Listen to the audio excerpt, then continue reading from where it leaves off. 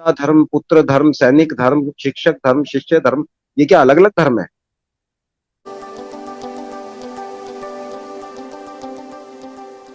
अब इसके बाद जो बात हमने शुरू की है तो निसंदेह जब कर्मयोग की बात आई है तो उसी दिशा में हम बढ़ेंगे और किस तरह से कर्मयोग की तरफ आप बढ़े उन्हीं बातों को मैं शुरू करना चाहूंगा। सबसे पहले मुझे एक तारीख याद आ रही है, 11 जुलाई 1994। मैं चाहता हूँ इस तारीख के एक विशेष दिन है आपके जीवन में, ये इसके बारे में हमारे दर्शकों को बताइए। 11 जुलाई 1994 को मैं पुणे की राष्ट्रीय रक्षा अकादमी से 3 वर्ष का प्रशिक्षण पूर्ण करके और 1 वर्ष के सैन्य प्रशिक्षण के लिए जो सैन्य अकादमी है देहरादून में, वहां मैंने प्रवेश किया था। किंतु मेरे अनुसार मैं यह मानता हूं कि जीवन का हर पल बराबर का महत्व रखता है। और मेरा प्रशिक्षण सर्वप्रथम प्रारंभ हुआ था 78 या 79 के आसपास, ये हुआ होगा, जब मैं दूसरी कक्षा में था कि जी। मेरी माताजी ने मुझे एक कहानी सुनाई, जो कहानी थी भक्त प्रहलाद की। एक छोटे बच्चे को अच्छा बुरा पता नहीं होता, तो ये एक कहानी थी कि भाई वो कैसे भक्त प्रहलाद था और उसको ईश्वर ने उसकी रक्षा करी, और उसको सब चाहते हैं, प्यार करते हैं कि भाई अ, इतना अच्छा वो व्यक्ति था। तो ये कहानी सुनने के बाद उस बच्चे को, उस बालक को ये आभास हुआ कि अच्छा होना बहुत महत्वपूर्ण है। बच्चे को स्नेह तो चाहिए ही होता है, हर बच्चे को चाहिए। लेकिन जो मुझ बच्चे को वहां पे वो उत्तर मिला कि अगर आपको ये सब स्नेह चाहिए तो एक अच्छे व्यक्ति बनो। अच्छे की परिभाषा नहीं पता थी, वो जीवन में सीखी आगे, लेकिन निर्णय उस दिन हो गया था कि एक अच्छा व्यक्ति बनो। जी। तो अभी आपने जो माँ का ज़िक्र किया तो मुझे ध्यान में आ रहा है कि क्यों ना दूसरे प्रश्न की ओर बढ़ने से पहले हम आपकी पारिवारिक पृष्ठभूमि की बात कर लें कि जहाँ सैन्य परिवार में आपका जन्म हुआ, एक राष्ट्र भक्ति की भावना आपको संस्कारों में मिली, तो थोड़ा पारिवारिक पृष्ठभूमि के बारे में बताइए? मेरे जो माता पिता हैं, मेरे पिताजी मिट्टी के घर में रहते थे, और मेरे दादाजी कभी कोई विद्यालय, कोई उनने एक अक्षर नहीं पढ़ा था, किसान थे। और हमारे गांव को सड़क भी नहीं थी कभी। झज्जर जिले में पड़ता है ये गाँव। तो मेरे पिताजी तो गाय भैंस चराने जाते थे। अब कहीं से उनको भी प्रेरणा मिली और उन्होंने पढ़ना शुरू किया, और एक दिन वो सैन्य अधिकारी बन गए। तो उनके इस उपलब्धि के आधार पर हमें भी देश में अलग अलग जगह रहने का अवसर मिल गया और सीखने का अवसर मिल गया। हमारी माताजी भी गांव से ही थी। तो उस बैकग्राउंड से जो हम आए, तो उस पूरी कहानी का, उस पूरी बात का हमारे ऊपर कहीं प्रभाव है, क्योंकि हम गांव में छुट्टियों में ही जाते थे, गर्मियों की छुट्टियों में, सर्दियों की छुट्टियों में। लेकिन ग्रामीण जीवन से हमारा कनेक्शन उतना ही था, और हमें कहीं गाय भैंस के साथ तालाब में घुस जाना या खेत में कहीं कुछ कर, हमें मिट्टी से हमें कष्ट नहीं था। मिट्टी में खेलने से, मिट्टी में काम करने से, मिट्टी में हाथ डालने से हमें कभी कष्ट नहीं हुआ, वो स्वभाव में था। तो ये उनका योगदान रहा। फिर उनको अ, अपनी जो उनकी वेशभूषा होती है सेना की, उसमें देखा तो एक बालक अ, अधिक तो नहीं समझता, लेकिन वो उसे अच्छी लगी, प्रभावी लगी, ये मुझे भी पहननी। तो वो किंचित उस कारणवश या कुछ और जो भी, अंत में जाके फिर और कोई इतना बुद्धिमान मैं था नहीं कि कोई डॉक्टर वॉक्टर बनूं या कोई बड़ा ये। मुझे बहुत सारे विषयों में मेरी रुचि थी, लिखने में, भाषा में, संस्कृति में, प्रकृति में, बहुत खेल कूद में, बहुत सारी चीजों में रुचि थी। तो इतनी इतनी सारी विषयों में रुचि होने के पश्चात आप फिर एक विषय में इतना वो तो नहीं कर सकते कि डॉक्टर साइंटिस्ट को बन जाए। तो इसलिए मुझे पता था कि सेना में तो मैं जा ही सकता हूँ। और वो मैंने ज्वाइन भी कर ली, और 3 साल मैंने राष्ट्रीय रक्षा अकादमी में ट्रेनिंग करी। उसके बाद सैन्य अकादमी में एक वर्ष, तो वहां मैं 11 जुलाई को मैं वहां पहुंचा था। लेकिन उससे पहले मेरा एक चरित्र था, जिसको जी। निखारने का मुझे वहां और मौका मिला और अवसर मिला। पहले आपके पास गूंदा हुआ आटा होगा तभी तो रोटी सेकेंगे। तो वो गूंदा हुआ आटा मेरे पास पहले से था, तो वहां जाके मुझे रोटी गोल बनानी आ गई कि कैसे बनानी होती। जी जी।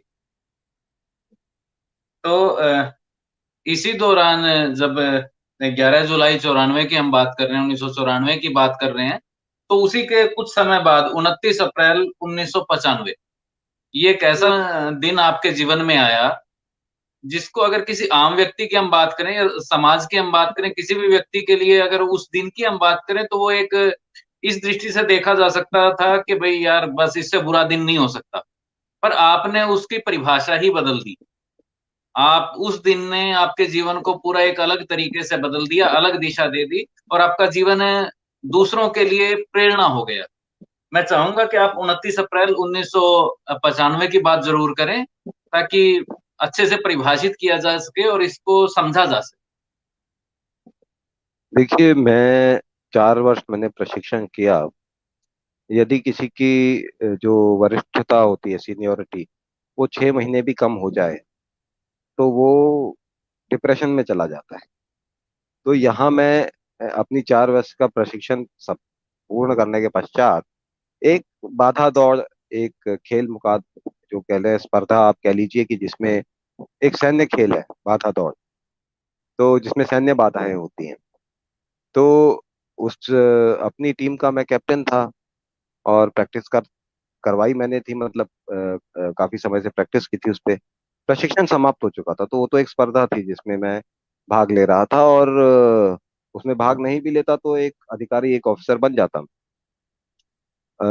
अंतिम दिन मेरे को ये चोट लगी जिस दिन कंपटीशन वाला दिन था जो। तो मेरे समक्ष एक कैरियर था जिसमें मुझे मान सम्मान मिलने वाला था। मेरी आयु 21 वर्ष थी, 21 वर्ष और कुछ महीने। और मैं बहुत सेहतमंद था, बहुत तंदुरुस्त था, बहुत तेज दौड़ सकता था, बहुत शक्तिशाली था, बहुत युवा था। और मेरे सारे, जो मेरे जीवन में जिन चीजों को मैं पाना चाहता था वो मेरे समक्ष थी। और उस एक पल के अंदर जब मैं गिरा, और जिसने भी मेरे को धक्का मारा या जो भी, वो उस बात का मेरे उसमें कोई अ, उस व्यक्ति ने धक्का मारा तो कोई इसमें मेरे उसमें वो नहीं है कि प्रभाव या कुछ, वो नहीं है। मैं तो व्यक्ति का नाम भी भूल चुका हूँ, तो मेरे को कोई अंतर नहीं पड़ता उस बात से। लेकिन ये सब मैंने एक ही दिन में, एक ही पल में खो दिया, जब पूरा मेरा, मेरी जो देह है, शरीर है, ये पूरा लकवाग्रस्त हो गया था, और मैं अपना सर भी नहीं हिला सकता। तो मेरी सेहत पूरी चली गई, मेरा करियर पूरा चला गया। मैं उस परिस्थिति में आ गया जिसमें सांस लेने के लिए भी सहायता की आवश्यकता है। और मतलब इससे ज्यादा कोई व्यक्ति एक जीवन में क्या सोचते हैं कि कोई टर्निंग पॉइंट, कोई एक हादसा या कोई एक ऐसी घटना आपको प्रेरित कर देती है या आपको इंसान के रूप में परिवर्तित कर उस व्यक्ति के हो जाता है। हमारे क्रिकेट में जी, भी जी। एक टर्निंग पॉइंट होता है, हम इस चीज है भाई। टर्निंग पॉइंट का लाभ उठाएगा तो वही इंसान ना जिसके पास कुछ मसा वो करने की, जिसके पास है नहीं, उसको 100 टर्निंग जी, पॉइंट दे दो, वो क्या करेगा? 100 बिल्कुल, बिल्कुल। उसने उसमें से भी कुछ नहीं निकालना है।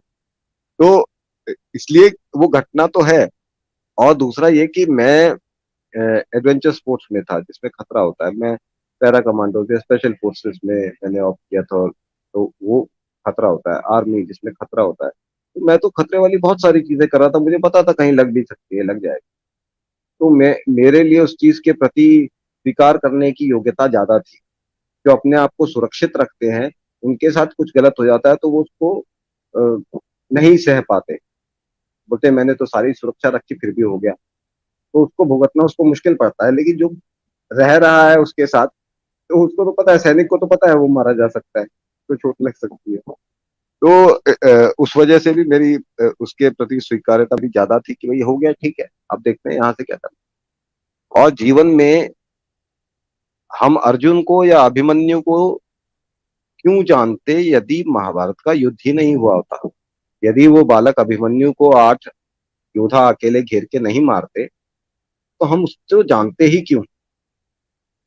यदि भीष्म पितामह को एक बानों की शैया के ऊपर जिंदा रहना पड़ा, उनकी इच्छा मृत्यु का था उनपे और वो मृत्यु ले नहीं सकते थे, तो वो ये कष्ट तो हमें उठाना पड़ेगा फिर। हमारा अब इसमें ये बात आती है कि धर्म, धर्म का मतलब रिलीजन नहीं है, मजहब नहीं है। जी अगर यदि उसका अर्थ मजहब या रिलीजन है, तो पिता धर्म, पुत्र धर्म, सैनिक धर्म, शिक्षक धर्म, शिष्य धर्म, ये क्या अलग अलग धर्म है? धर्म का अर्थ होता है उत्तरदायित्व। क्या उस समय आपका उत्तरदायित्व क्या है? एक पिता के रूप जी में आपका उत्तरदायित्व क्या है? एक मानव के रूप में आपका उत्तरदायित्व क्या है? तो वो धर्म होता है। तो मेरे सामने कष्ट है, अधिकतर लोग क्यों नहीं इस कष्ट को ले पाते? मान लो किसी के साथ कुछ बुरा होता है, तो वो बोलता है मेरे साथ ही क्यों। उसका कहने का अभिप्राय ये है कि किसी दूसरे के साथ हो जाता, तो मेरे साथ नहीं होना चाहिए था। संसार में बाकी संसार के साथ हो जाए मुझे दिक्कत नहीं है, पर मेरे साथ क्यों हुआ? तो आपको ये भ्रांति किसने दे दी कि आपको कोई विशेष उपाधि के अंतर्गत पृथ्वी पे भेजा गया कि इस व्यक्ति के साथ कुछ नहीं होगा? भाई आए जी हैं तो मर के ही जाएंगे। अब आप सत्य को, आप खुद ही सत्य को नहीं देख रहे, तो दोष ईश्वर को और भाग्य को देके क्या मिलेगा? यदि इस संसार में लोग मर रहे हैं, इस संसार में लोगों को देखना पड़ता है, इस संसार से सब मर के ही जाते हैं, जिंदा कोई नहीं जाता। तो देख रहे जी हैं, जी उसके बाद हम बोले हमारे साथ क्यों हो गया? तो ये तो मूर्खता भरी बात हो गई। जब आपकी वो स्वीकारता रहेगी कि जो बात इस संसार में किसी भी व्यक्ति के साथ हो सकती है वो मेरे साथ भी हो, मेरे साथ, और अच्छा है मेरे साथ हो गई।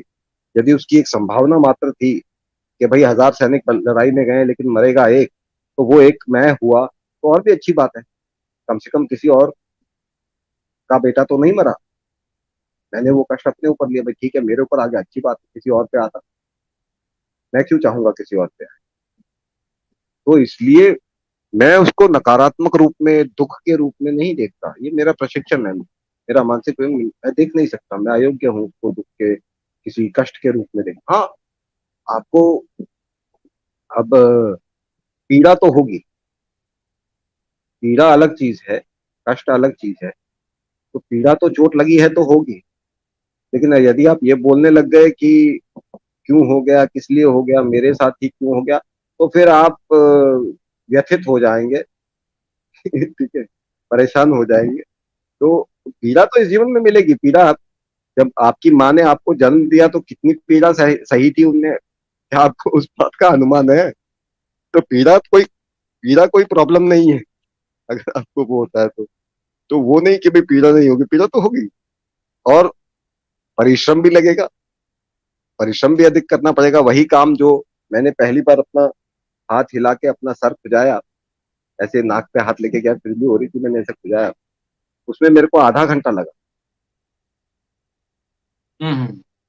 तो लेकिन जीवन इतना बहुमूल्य है। कई बार लोग कहते हैं कि भाई मेरे पास ऐसा क्या है जो मैं खुश हूँ, मेरे पास ऐसी कौन सी चीज है? तो मैं बोलता हूँ भाई 2 मिनट के लिए अपना सांस रोको, तुम्हें पता चल जाएगा तुम्हारे पास क्या है। वो तो आ जा रहा है, रुक नहीं रहा, तो इसलिए तुम्हें लग रहा है कुछ नहीं है। यदि वो सांस रुका, तो तुम सारी दुनिया के बाकी सब कष्ट भूल जाओगे। बस ये बोलोगे ईश्वर सांस वापस दे दे, बाकी कुछ कर ले। तो जी हमें जब मिल रहा है तो उसका महत्व नहीं समझ रहे हम। जी जी बिल्कुल सही बात आपने बताई। कर्मयोगी जी, एक विशेष प्रश्न है यहाँ पर कि इतनी सारी प्रेरणा, सकारात्मकता कहाँ से मिलती है, इतनी ऊर्जा? देखिए, यदि आपको सेब खरीदने हैं तो सेब की रेडी पे ही जाना पड़ेगा। यदि आपको सकारात्मक बनना है, अपने जीवन में अच्छाइयाँ गुण धारण करने हैं, अपनाने हैं, तो आप फिर ऐसे लोगों के पास जाओ जिनके पास वो है। किसी महिला ने मुझसे पूछा कि मेरा पति मेरा तिरस्कार करता है, मैं चाहती हूँ कि वो भी मेरा सम्मान करे, स्नेह दे मुझे। मैंने बोला कि वो व्यक्ति आपको स्नेह देता है जिसको आपकी स्नेह की इच्छा हो। तो आपको आपकी स्नेह की इच्छा नहीं है, इसलिए वो आपको स्नेह नहीं देगा। आप रो लो चाहे, नहीं देगा। जिसके पास है वही तो दे सकता है। जी तो जी बिल्कुल। हम जाते हैं नकारात्मक लोगों के पास, हम समाचार देखते हैं नकारात्मक, हम बातें करते हैं नकारात्मक, तो पढ़ते हैं नकारात्मक, बोलते हैं नकारात्मक, फिर सकारात्मक कैसे हो जाएंगे? ये उल्टी गंगा थोड़ी बहती है। अब कोई लोग मैसेज करे जा रहे हैं कि हालात बहुत खराब है, परिस्थिति बहुत खराब है, हालात बहुत खराब है, सीरियस। मैं बोलता हूँ, ये बोल के आप किसी का ज्ञान बढ़ा रहे हो? सबको पता है परिस्थिति खराब है। करना क्या है ये बताओ? तीन चीज करनी है, अपना हाथ मुंह धो, डिस्टेंस रखो, और क्या करना है? उसके बाद तुम तीर भी मार लोगे तो क्या तीर मार लोगे? तो सकारात्मक बात बोलो। तो सीधी सी बात है कि भाई सकारात्मक लोगों से मिलो, सकारात्मक लोगों के पास जाओ। ज्ञानी, अब आप जा रहे हो उस आदमी से सीखने के लिए कि अपने विवाह को कैसे संभालना है, जिसने खुद विवाह नहीं किया। आप जा रहे हो उस व्यक्ति के पास सीखने के लिए जिसके खुद के पास, वो सोचता है दाढ़ी लगा के और चोगा पहन के और पगड़ी लगा के वो ज्ञानी बन गया, बाबा बन गया। अरे भाई, 600 साल पहले, 800 साल पहले कबीर की, नानक की दाढ़ी उनकी इसलिए होती थी क्योंकि शेविंग ब्लेड नहीं होते थे। दाढ़ी में ज्ञान नहीं होता। और वो वेशभूषा उस समय की वेशभूषा थी। उस समय का ज्ञान से कोई लेना देना नहीं है उस वेशभूषा का। तो आप, और लोग भी वही समझते हैं कि ये ज्ञानी है। जो आज 600 साल 800 साल पुराने कपड़े पहन रहा है वो कहाँ का ज्ञानी? बनते भी नहीं होंगे, वो स्पेशली बनवाता होगा दर्जी से। तो इसलिए ज्ञान किससे प्राप्त करना है, खुश इंसान कौन है, प्रसन्न इंसान कौन है, इसमें सकारात्मकता है। वो दलाई लामा जी ने कहा कि नकली मुस्कुराहट को तो कुत्ता भी पहचान लेता है। जी तो आपको पता चल जाएगा कौन है। जी।